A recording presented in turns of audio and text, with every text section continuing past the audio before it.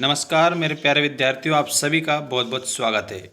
आज आपको इस वीडियो के माध्यम से मैं बताने वाला हूं कक्षा 12वीं एमपी बोर्ड का अभ्यास प्रश्न पत्र फर्स्ट और सेकंड दोनों सेट।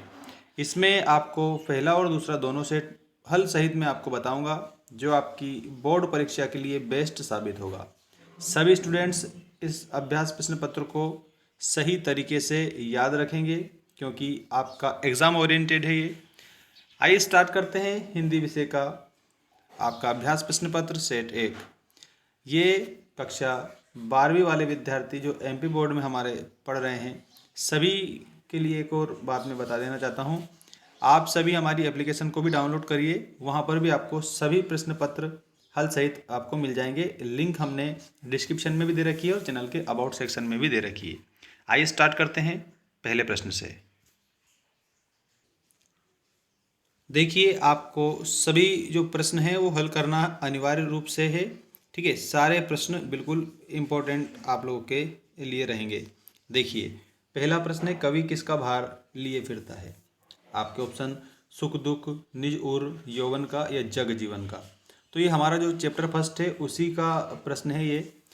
कवि जग जीवन का भार लिए फिरता है। इसके बाद में धूत कहो अवधूत कहो किसकी पंक्तियां हैं? तो ये जो पंक्तियां हैं, धूत कहो अवधूत कहो, ये तुलसीदास जी की पंक्तियां हैं। अब एक बात मैं बता दूं, तुलसीदास जी का जो प्रतिनिधि ग्रंथ है वो है बीजक। आप ध्यान रखना, तुलसीदास जी निर्गुण भक्ति शाखा के प्रमुख कवि हैं और बीजक में इनकी 3 रचनाओं को शामिल किया गया है। एक तो साखी है, साखी के बाद में सबद है और रमेनी है। साखी, सबद और रमेनी, ये इनकी 3 रचनाएं। ठीक है, अब इसके बाद में आप नेक्स्ट क्वेश्चन देखिए, बाजार कब जाना चाहिए? तो जब मन खाली ना हो तब हमें बाजार जाना चाहिए। बाजार दर्शन वाले चैप्टर से आपका क्वेश्चन है। इसके बाद में देखिएगा, लुट्टन पहलवान था। ठीक है, लुट्टन जो पहलवान था उसने हराया था। तो लुट्टन नामक जो पहलवान है उसने किसे हराया था? तो यहाँ पर आपको याद रखना है, चांद सिंह को हरा दिया था। ठीक है, लुट्टन नामक जो पहलवान है उसने चांद सिंह को हराया था। और इसके बाद में आप देखिएगा, यहाँ पर जूझ पाठ के लेखक हैं। तो जूझ का मतलब होता है संघर्ष। ठीक है, जूझ का मतलब होता है, तो आपको ध्यान रखना है, जूझ का अर्थ संघर्ष होता है। इस पाठ के लेखक का नाम आपको बताना है। तो जूझ पाठ के जो लेखक हैं वो आनंद यादव है, ऐसे आपको याद रखना है। टीवी पर प्रसारित खबरों में सबसे महत्वपूर्ण है। तो विजुअल जो हमें दिखाए जाते हैं वो भी महत्वपूर्ण होता है, नेट भी महत्वपूर्ण होता है और बाइट भी महत्वपूर्ण होता है। तो इसका मतलब हम यहाँ पर उपरोक्त सभी करेक्ट करेंगे। इसके बाद में रिक्त स्थानों की पूर्ति कीजिए वाले आप क्वेश्चन देखेंगे। जो रिक्त स्थान है ये आप लोगों के लिए काफ़ी महत्वपूर्ण साबित होंगे। देखिए, बच्चे होंगे, आपके 2 ऑप्शन है, प्रत्याशा या निराशा। तो बच्चे प्रत्याशा में होंगे। ठीक, भक्तिन का वास्तविक नाम था। तो भक्तिन का वास्तविक नाम था लक्ष्मीन। ठीक है, ये लक्ष्मीन वास्तविक नाम था। सोंदलगेकर मास्टर पढ़ाने आते थे। तो आपके ऑप्शन है हिंदी या मराठी। तो मराठी पढ़ाने आते थे, क्योंकि मराठी के मास्टर थे सोंदलगेकर जी। इसके बाद नाटकों में पात्रों की संख्या होनी चाहिए। तो जो नाटक है ना उसमें पात्रों की संख्या अधिक होनी चाहिए। ठीक है, ज़्यादा होनी चाहिए नाटकों में पात्रों की संख्या। अब आपको एक बात और याद रखनी है कि जो नाटक है ये आपका दृश्य काव्य है। दृश्य काव्य है मतलब जिसको आप देखकर आनंद की अनुभूति कर सको, ऐसा काव्य है। तो नाटक में जो है पात्र ज़्यादा ही होते हैं, इसलिए आपको याद रखना है कि नाटकों में पात्रों की संख्या अधिक होनी चाहिए।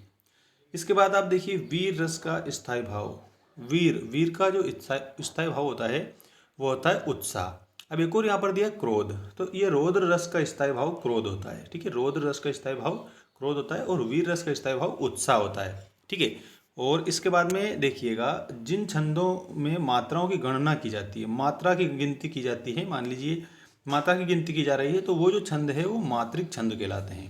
ठीक है, और अगर वर्णों की, अगर यहाँ मात्रा की जगह पर वर्ण आ जाता ना तो वर्णिक छंद हो जाता। तो मात्रा की गिनती पर आधारित जो छंद है वो मात्रिक छंद कहलाते हैं, क्योंकि इसमें मात्राओं की ही हम गिनती करते हैं।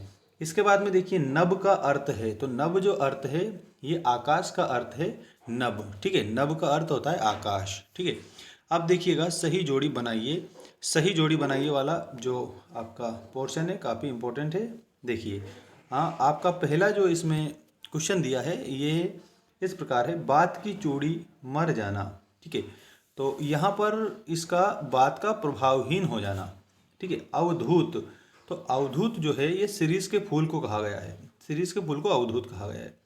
सिल्वर वेडिंग, तो जो सिल्वर वेडिंग है 25वीं रजत जयंती थी, याद रखना आप सभी, 25वीं रजत जयंती थी और यशोधर बाबू की, ठीक है।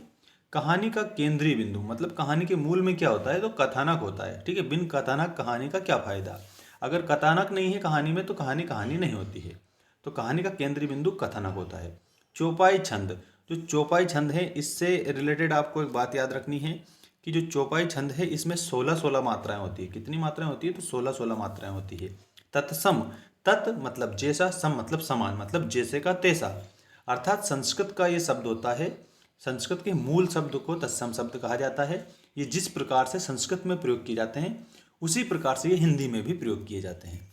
इसके बाद में एक वाक्य में उत्तर दीजिए वाले प्रश्न देखेंगे आप सभी। देखिए यहाँ पर, उषा का जादू कब टूटता है, उषा का जादू कब टूटता है, तो सूर्योदय जब होता है तो उषा का जादू टूटता है। पहलवान लुट्टन सिंह के कितने पुत्र थे, 2 पुत्र थे, ठीक है। पहलवान लुट्टन सिंह के 2 पुत्र थे। सिंधु सभ्यता का सबसे बड़ा नगर कौन सा था, तो सिंधु सभ्यता का जो सबसे बड़ा नगर था वो था मोहनजोदड़ो, ठीक है।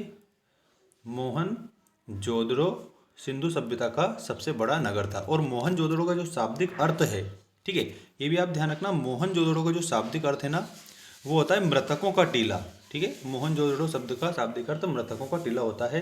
सिंधु सभ्यता सबसे पुरानी सभ्यता है, ये भी आप याद रखेंगे। आमतौर पर रेडियो नाटक की अवधि कितनी होनी चाहिए, तो आमतौर से 15 से लेकर के तो 30 मिनट होनी चाहिए। 15 से लेकर के कितनी, 30 मिनट होनी चाहिए आमतौर पर रेडियो नाटक की अवधि, ठीक है। अब देखो शब्द गुण, शब्द गुण को हम एक और बात कहते हैं काव्य गुण भी कहते हैं, याद रखना आप भूलना नहीं, काव्य गुण भी इनको कहा जाता है शब्द गुण।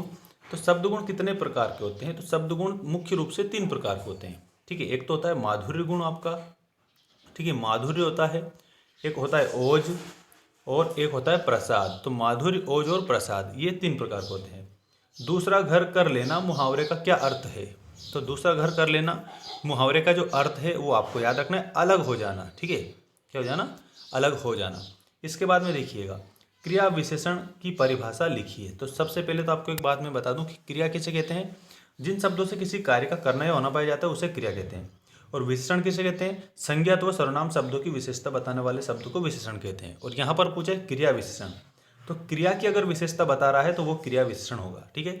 तो आपको याद रखना है क्रिया की विशेषता बताने वाले जो शब्द होते हैं उन्हें क्रिया विशेषण कहते हैं, ठीक। इस प्रकार से आप इसे याद रखेंगे। अब हम देखेंगे सत्य असत्य लिखिए वाले प्रश्न, ठीक है।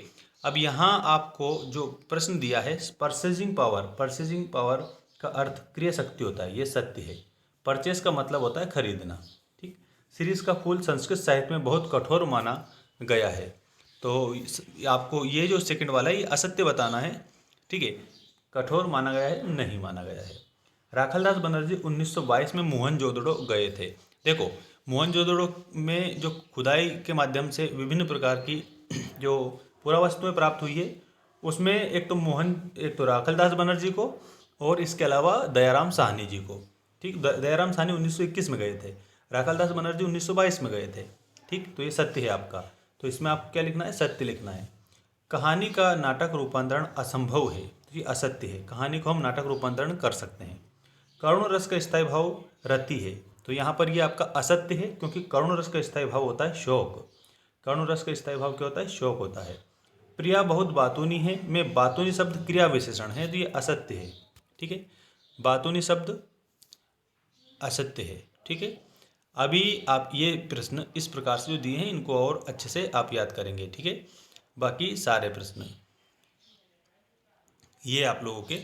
और तुलसीदास जी का जीवन परिचय रघुवीर सहाय का, महादेव वर्मा का, हजारी प्रसाद द्विवेदी का हमारे चैनल पर अपलोड हमने कर दिया है, तो वहाँ पर भी आप जाकर देख सकते हैं, ठीक है। मिलते हैं नेक्स्ट वीडियो में। Thanks for watching, take care all of you.